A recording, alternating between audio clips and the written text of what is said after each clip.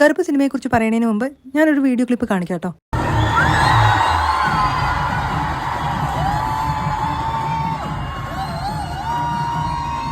കണ്ടോ, ഈ വൈബാണ് എൻഡിങ് വരെ. ഒരു കോർട്ടിൽ ജഡ്ജും അഡ്വക്കേറ്റ്സും അസോസിയേറ്റ് ചെയ്ത് നമ്മുടെ നിയമങ്ങളെല്ലാം കാറ്റിപ്പറത്തുന്നു.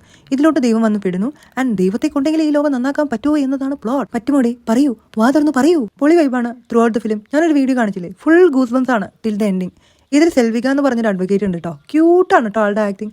എനിക്ക് ഓളെയാണ് ഈ സിനിമയിൽ ഒത്തിരി ഇഷ്ടമായത്. ഈ ഫിലിമിൽ ലോജിക് ഇല്ല, സെക്കൻഡ് ഹാഫ് വരെ അടിപൊളിയാണ്. ബട്ട് ആഫ്റ്റർ ദാറ്റ് ചില സ്ഥലത്ത് സെൻസിബിൾ അല്ലാത്ത പോലെ തോന്നിയിട്ടുണ്ട്. ഫാൻസിന്റെ കൂടെയൊക്കെ ഇരുന്ന് കാണാൻ പറ്റിയ കിടുപടാണ് കേട്ടോ.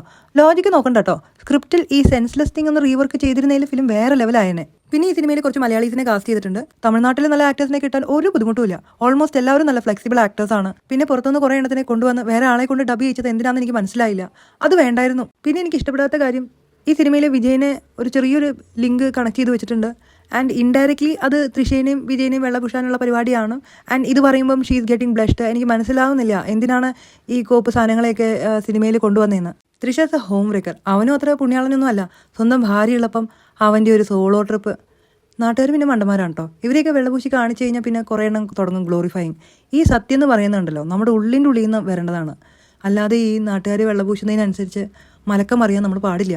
ഫിലിമിൻ്റെ ചെറിയ പോർഷനാണ് ഈ ഒരു വെറുപ്പീര്. അപ്പോൾ ഇൻ ടോട്ടൽ ഫിലിമിനെ കുറിച്ച് പറയുകയാണെങ്കിൽ എനിക്ക് ഒത്തിരി ഇഷ്ടപ്പെട്ടു. നല്ല വൈബ് പടം. ലോജിക് ഒന്നും നോക്കണ്ട കേട്ടോ, നിങ്ങൾക്കും ഇഷ്ടപ്പെടും. സോ വേഗം തന്നെ അടുത്തുള്ള തിയേറ്ററിൽ പോയി കാണാം കേട്ടോ.